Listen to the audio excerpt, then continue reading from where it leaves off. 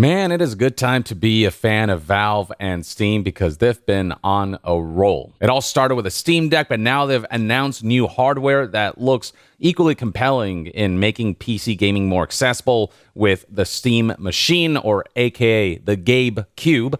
You've got the new Steam controller that looks like a huge improvement over the original, and this VR headset that kind of connects to everything seamlessly with the Steam infrastructure and ecosystem. These are all really good moves on the part of Valve and Steam. And even on the software front, I discussed this in my last video, there are plenty of leaks and reports suggesting that Half-Life 3 might actually be in development and that it might potentially be announced sooner than we think, and potentially it might launch with the Steam Machine. There's still rumors, and that shouldn't be taken as gospel, but there are a lot of hints that certainly indicate such possibilities as somewhat likely.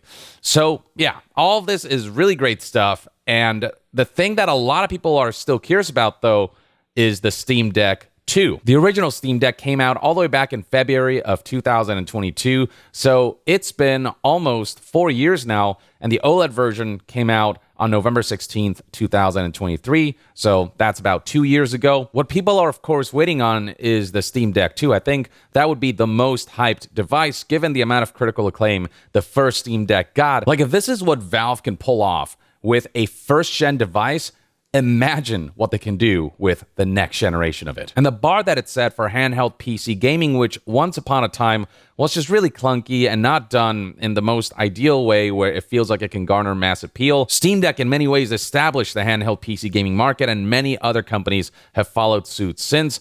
But in many ways, Steam Deck is still the one to beat because of just the combination of software and hardware and value, which is the key important bit. And so what does the future hold for Steam Deck? Where is the Steam Deck 2? Well, that was the question that news outlet IGN asked a software engineer at Valve, Pierre-Luc Griffet. I'm sure I butchered that pronunciation, apologies.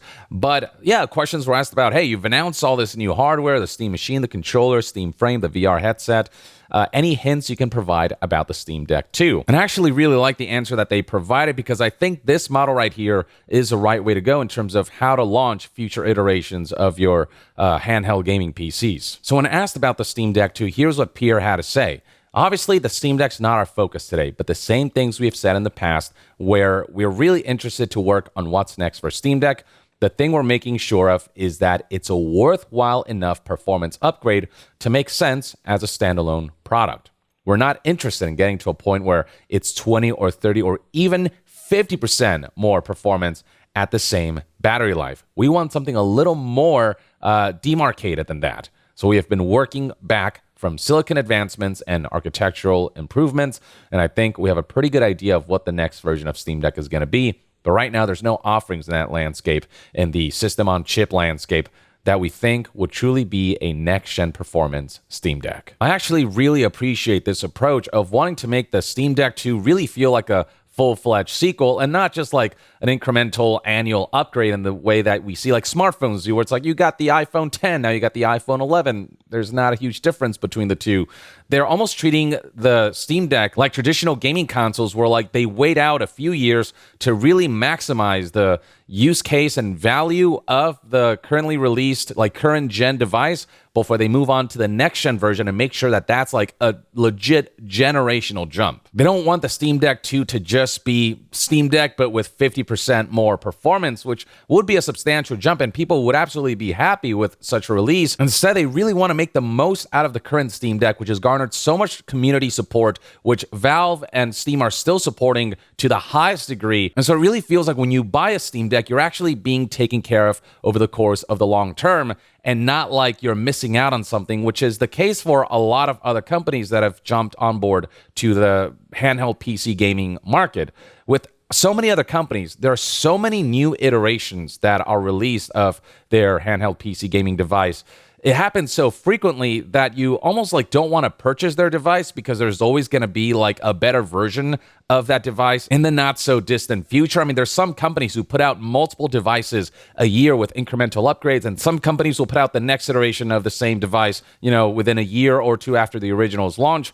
And I think that approach it just gets really tiring because then it just oversaturates the market with options that you know will become obsolete in the not so distant future. These companies, instead of focusing on supporting the one device that they've shipped and ensuring that that is maximized to the highest degree in terms of value and longevity and taking full advantage of what they've shipped, it just feels like they're kind of rushing towards the next increment and trying to outdo Steam and the Steam Deck in ways that they feel is just related to the power of the device. But the reason the Steam Deck is as respected as it is, the reason it still continues to be among the most popular handheld gaming PC devices is that longevity, is the support that it's gotten, and the fact that they just nailed it right from the outset. They're not doing all these incremental things, except for, the OLED version of the Steam Deck, which came out 2 years ago. But even if you own the original Steam Deck, you're still set pretty well. The upgrade that we got was more like the OLED screen alongside, some optimizations here and there for the hardware and,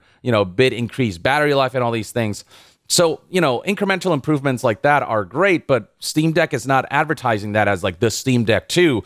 They specifically said it's kind of like how the Nintendo Switch released the OLED version, then the Switch Lite, so on and so forth. It's like that kind of iteration. We're still ultimately the same device, and if you have the original, you're still getting a lot of value and a lot of longevity and a lot of support out of that one device.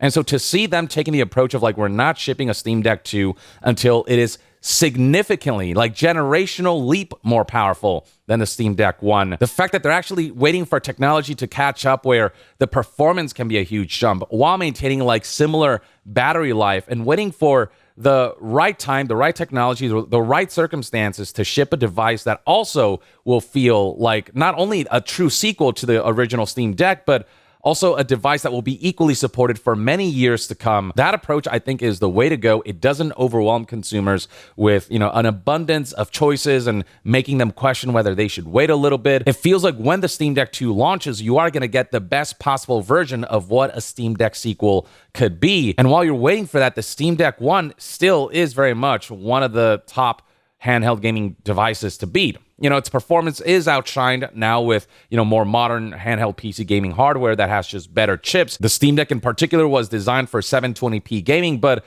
it is just among the most well-rounded devices in terms of the performance to value to battery life to overall user experience kind of ratio. So as impatient as we might be for the Steam Deck 2, I feel like they're actually going to make that wait worth it, and they're going to make the Steam Deck 2 basically potentially the best PC gaming handheld of that time when it does come out, due to the fact that they actually took their time to really consider every aspect of the sequel's design instead of, kind of distracting themselves with iterative incremental upgrades that, ultimately don't mean a whole lot in the grand scheme of things. Given the price point of these kinds of devices, you really want to make sure that people feel confident in spending, hundreds, if not, $1,000 or more dollars on a device like this. And I think Steam Deck 2 is going to offer that. And also because they're waiting for the right time, the right technology, and for all that to be at a price point where it makes sense, I think Steam Deck 2's value is also going to be shocking and surprising in the way that Steam Deck 1 was. Still, as far as value goes,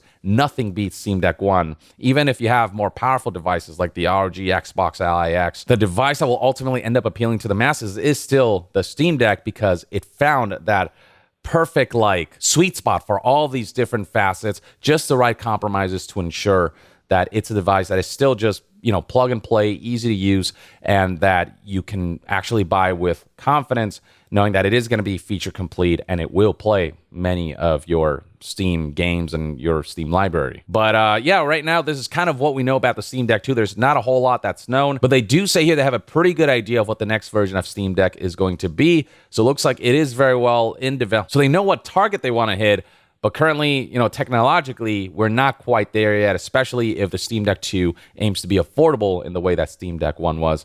And I think that's a fair point. And I say let them cook as long as they need to ship the best sequel to what is arguably the best still, like the one to beat as far as handheld PC gaming devices are concerned. I commend Steam for their patience and them kind of being steady in their approach. It doesn't feel like they're, again, rushing towards things and trying to just cash in on consumers. It feels like they're really taking consumers into consideration when it comes to what they'd want and what the best device for them would be. instead of like how do we make a lot of money out of this market and how do we capitalize on it as much as possible. They're just, it's that slow and steady wins the race kind of mentality that I think will ultimately allow Valve to come out on top and continue to be kind of at the top of their game. But that's one man's take. I'd love to hear what your thoughts and opinions are on the Steam Deck 2. Do you like this approach to how they're taking their time with the sequel? And what do you think the Steam Deck 2 needs from a performance standpoint, feature standpoint, and price point standpoint for it to succeed when it does eventually launch? What is your wish list for the Steam Deck 2? Share your thoughts in the comments below, and to be further updated on all things gaming news, reviews, and discussions, stay tuned right here on Young Yeah. I'll see you guys next time. Young out.